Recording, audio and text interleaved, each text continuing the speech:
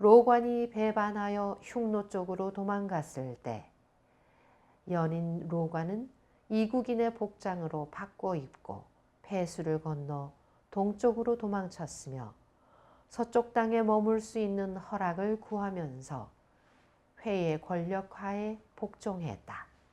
폐수는 폐수의 오기이다. 여기서 폐수는 한대의 조선과 연의 경계가 되는 강의 역할을 한다. 따라서 명백한 것은 이전의 진의 황무지 내지는 버려진 땅은 공식적으로는 조선에 속한 땅이다. 이러한 기록을 근거로 하여 다음과 같이 단정할 수 있다. 폐수는 한이 언젠가 연의 한 부분이 되었던 동쪽의 몇몇 지역을 포기했던 시기에 조선과 한의 경계선이 됐다. 즉 만번하는 그곳이 가장 강성했던 시기에 연과 조선의 경계선이 되었다. 그 폐수의 동쪽에는 진의 옛 영토가 위치했으며 거기에는 연과 진의 옛 영지에서 나온 피난민들과 만인들, 즉 조선인들이 살았다. 연에 의해 교체된 진의 옛 땅이 폐수의 동쪽으로 뻗어가는 까닭에 폐수는 만번안보다 서쪽에 위치했다.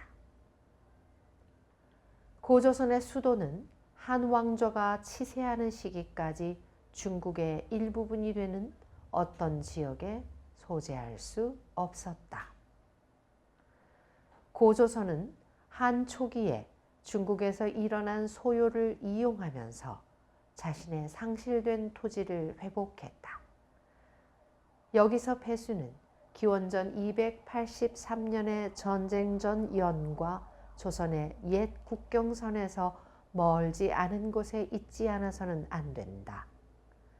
같은 사서가 폐수를 기록하는 것처럼 폐수를 혼동하는 곳이 어딘지를 주목해보자. 수경에서 말하길 폐수는 낙랑의 루방현 주변 지역에서부터 흘러나와 임폐현 주변 지역을 거쳐 동남쪽으로 흘러가고 동쪽에서 바다와 합류한다고 했다. 낙랑을 고조선 영토에 설립된 한의 군현 중 하나라고 보는 견해를 지지하는 사람들에 있어서 이 기록은 수긍될 수 없는 듯하다. 즉 낙랑에서 남동쪽으로 흘러 동쪽에서 바다와 합류하는 강을 찾기는 힘들다.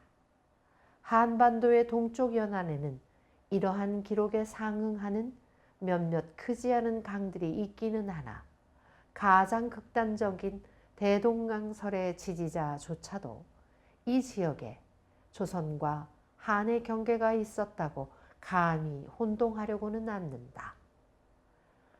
따라서 수경에서 나온 논증에 대해서는 두 가지로 접근해 볼 수 있다. 즉 불명확함을 이유로 한 그것의 부정이나 혹은 사서에 나타난 견해의 의혹을 없애는 것. 다시 말해 낙랑은 고대에는 지금의 한반도의 경계 밖의 장소를 의미할 수도 있다는 것을 증명하는 것이다. 후자의 경우에는 두 가지 견해가 가능하다. 첫 번째, 낙랑은 하나이며 그것은 한반도의 국경 밖에 존재했다. 두 번째, 몇 개의 낙랑, 적어도 두 개의 낙랑이 있었다. 수경에서 언급되는 기록에 대해서는 역사적 시기상 수로가 거의 변하지 않았다면 지금 우리가 관찰하는 지역에 흐르는 강은 적어도 두 개의 강이 거기에 상응한다. 이 강들이 하북과 대릉하 지역의 북동쪽에 있으며 중국의 요동지방에서 남서쪽에 있는 현재의 난하이다. 그렇다면 바로 여기에 고대의 요동이 있었다는 사실에 주목해보자. 북한 역사가의 견해에 의하면 폐수는 고대 무엇보다도 대릉하라고 불리웠다. 이지리는 폐수 대릉하설에 대한 대단히 완전한 증거를 수집했다. 그는 수경을 북동쪽의 고대의 수로에 관한 정보에 대해 가장 신빙성 있는 원전이라고 간주하면서 열하지를 인용하여 대릉하는 고대의 백랑수라 불리웠다고 쓰고 있다. 그러나 백랑수라는 명칭이 바로 고대의 국경을 이루었던 폐수를 의미한다는 것을 어떻게 증명할 것인가? 이에 대해 이지리는 대답하기를 고대 한반도에는 폐수라고 불리운 강이 몇 개 있었다는 것이다. 그의 견해에 따르면 고대에는 강이 남동쪽으로 방향을 트는 그곳에서부터 백랑수라고 불리웠다 한다. 폐수를 현재의 대릉하라고 보는 견해를 뒷받침하는 언급이 북한학자들의 저술 속에 들어있다. 폐수에 대해 기록된 정보를 연구한 그들은 폐수를 산해관에서부터 동쪽에 그리고 요하로부터는 서쪽에 위치했다는 실론을 내린다. 결국 그들은 이것이 대릉하라고 결론 짓는다. 첫째 가설은 특별한 증명을 필요로 하지 않으나 서자들이 폐수의 서안에 위치하였다는 요동고세를 산해관 부근에 위치시키고 있다는 사실에 특별히 주의를 환기시키고 있다. 더욱이 폐수가 현재의 요하의 서쪽에 있다는 것에 대한 주장은 주의 깊은 관찰이 요구된다. 그들이 요하를 고조선의 열수, 조선의 수도가 존재와 일시한다면 이로부터 자연히 폐수는 요하의 서쪽에서 흘러간다는 것으로 추정하는 것은 당연한 것이다. 어떠한 근거로 열수와 요하가 같다고 할 수 있는가? 필자들은 한대에 열수는 방언에 붙은 곽박의 주석을 인용하면서 단언하듯이 발해만에서 합류하며 요동에 위치했다고 주장한다. 결국 이것이 요하다. 산해관과 요하 사이에 다른 강이 있는 한 폐수가 현재의 대릉하라는 것은 또한 당연하다는 것이 이러한 판단하에서 이루어진다. 이 논문집에서는 폐수의 위치를 고대 사서에서 나타난 폐수에 대한 언급에 의해서만 다루고 있다. 그러나 고조선의 서쪽 경계를 하나의 강의 위치만 가지고 논의하기는 부족하다. 조선의 서쪽 경계와 이 시대의 중국 영토의 동쪽 경계에 대해 지금 언급하는 모든 정보를 상호 연관지어 관찰할 것이 요구된다. 회남 지역의 왕인 유안의 명에 의하여 편찬된 회남자에는 갈석산 너머 한의 동쪽 변경에서 조선을 지나면 많은 사람이 사는 나라와 만나게 된다는 말이 있다. 이 부분에서 우리에게는 두 가지의 중요한 점이 시사되고 있다. 먼저 여기서 갈석산은 한의 동쪽 변경에 있다고 혼동되고 있다. 두 번째는 갈석산 너머의 동쪽에 조선이 있다고 언급되고 있다. 갈석산의 동쪽 경계선의 역할에 대해선 한서에도 언급되고 있다. 갈석산의 위치는 분명하다. 즉 만리장성의 동쪽 밑에 있는 현재의 하북지방 북동 지역의 창의산 이북이다. 주목할 가치가 있는 것은 중세시대의 사서들 속에 이 산이 만리장성 동쪽 끝에 지리학적 지표점으로서 나타나고 있다는 것이다. 이 산은 사서 속에 부분적으로 언급되고 있는 덕분에 아직까지도 그 명칭을 간직하고 있다. 요동고쇠는 한과 조선의 국경을 규정하는 데 있어서 또 하나의 표식이 될 수 있다. 대다수의 북한 학자들은 갈석산 가까이에 산해관 부근에 있는 고대의 축성물을 요동의 고쇠라고 간주하는 경향이 짙다. 허승종은 요동고쇠의 소재지에 대한 전문적인 연구를 공개했다. 관자와 사기에 근거해 그는 춘추시대에 이미 요동이라는 말이 지역의 명칭으로서 연과 조선에 나타났다고 증명하고 있다. 이 두 개의 지역이 요동이라는 하나의 명칭 아래 여러 나라의 구성 부분이 되는 이상 그들 사이에는 지역에 따라 끊어지거나 연속되는 보루가 존재하지 않으면 안 된다. 여시춘추에는 전국시대의 중국 영지에 10개의 거대한 보루가 있었다고 언급하고 있다.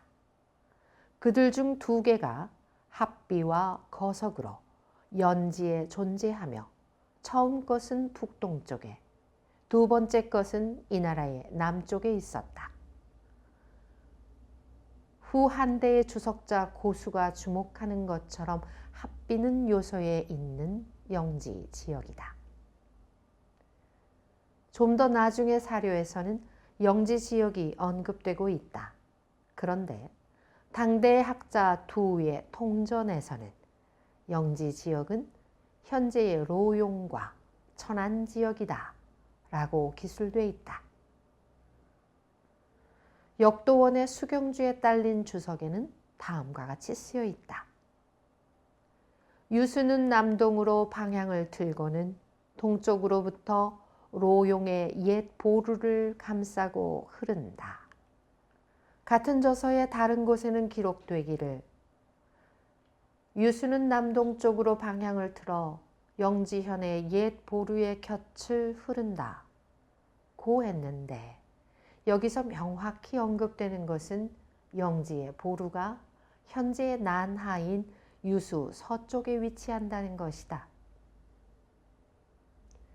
이와 같은 기록에 의해 허승종의 다음과 같은 결론이 가능하게 된다. 즉, 영지 보루는 연의 요동이지만 현재의 난하의 북동지역, 즉 대릉하의 제국은 조선의 요동을 이루었다. 그렇다면 난하와 대릉하 사이의 지역에 대한 설에 대해서 연과 조선의 경계 지역에 대한 또 하나의 견해가 나오게 된다. 즉, 전국 시대에는 여기에 요동이 있었다.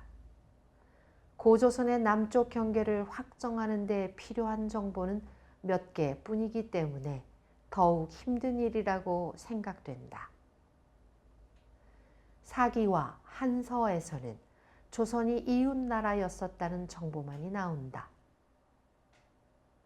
그 밖에 삼국지에 인용되는 위략의 단편들 속에서는 우거가 아직 통치하고 있을 때 자신의 간언에 귀를 기울이지 않은 것에 모욕감을 느낀 조선상 역계경은 동쪽의 진국 땅으로 떠났다.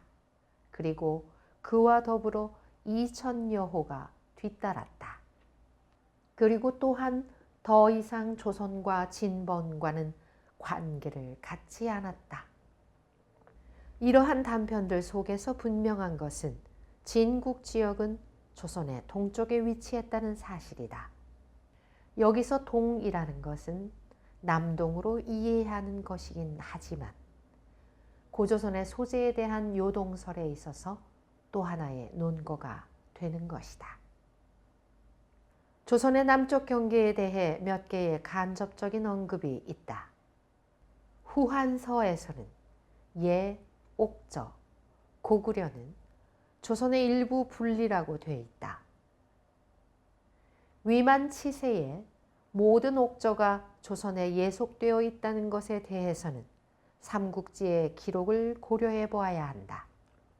조선의 남쪽 경계에 대한 간접적인 언급은 조선의 영역에 세워진 한의 군들의 지역 설정 속에서 추출할 수 있을 것이다.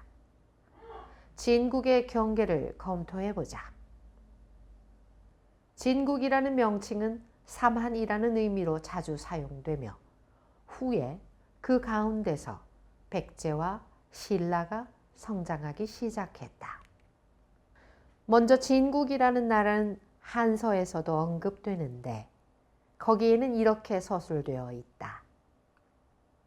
진번과 진국의 통치자는 천자에게 사신을 파견하려 했으나 방해 때문에 다시는 이것을 하지 못했다.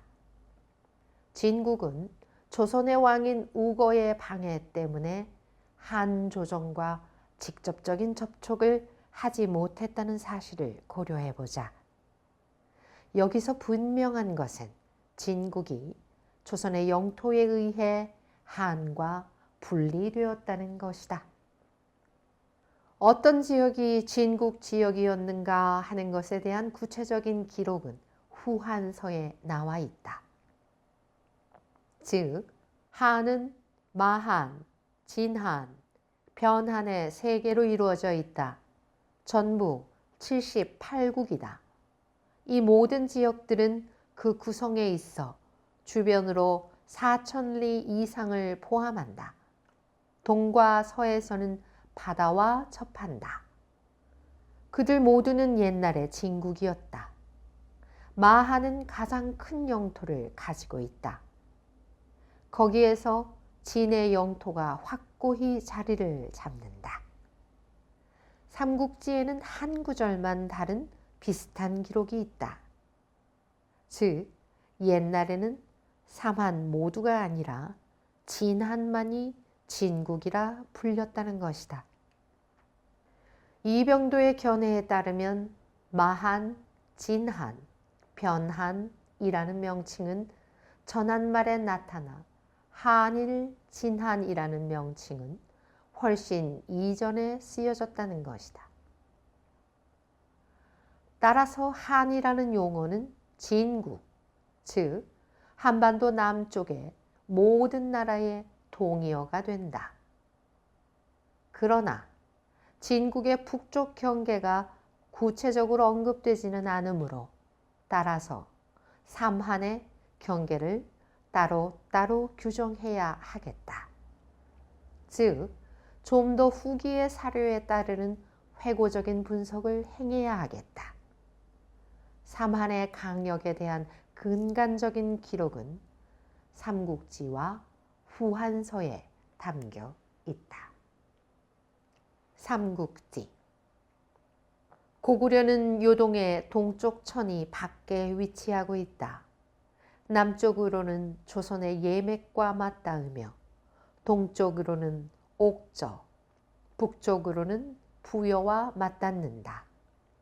예는 남쪽으로 진한과 맞닿으며 북쪽으로는 고구려와 옥저, 동쪽으로는 대해와 맞닿는다.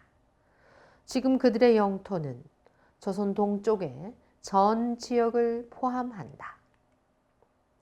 한은 대방의 남쪽에 위치하며 동과 서로 바다와 맞닿으며 남으로 외와 맞닿는다. 후한서. 예의 북쪽에 고구려와 옥저가 있으며 남쪽에 진한이 있다. 즉 동쪽으로 바다에 닿으며 서쪽으로는 낙랑에까지 이른다. 마하는 서쪽에 있다. 거기에는 54개의 소국이 있으며 북쪽으로는 낙랑과 마주 접하고 남쪽으로는 외와 접한다. 이러한 기록들에서 분명한 것은 삼한 또는 이전의 진국의 영역은 북쪽으로는 예와 낙랑에까지 이른다. 예의 전 지역은 조선의 영역에 속하였다. 낙랑은 대다수의 사료에 따르면 현재의 평안도 남부와 황해도 지역에 위치한다. 이병도가 증명하는 것처럼 진하는 한반도의 남쪽 지역에 위치하며 그것의 북쪽 경계는 김화, 화천, 철원선을 따라 이어진다는 것에 잠시 주목해 봐야 한다.